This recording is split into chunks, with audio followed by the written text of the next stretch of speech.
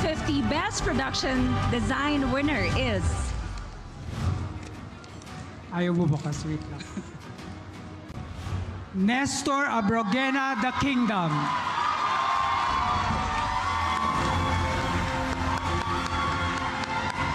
To present the award is Miss Malulimana.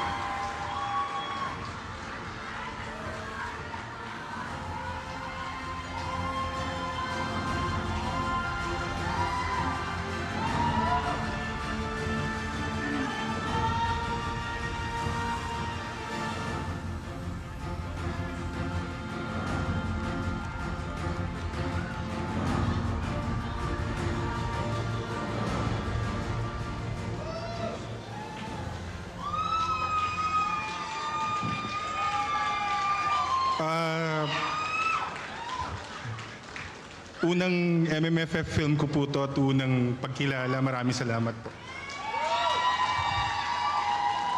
Gusto ko pong pasalamatan yung mga producers ko po.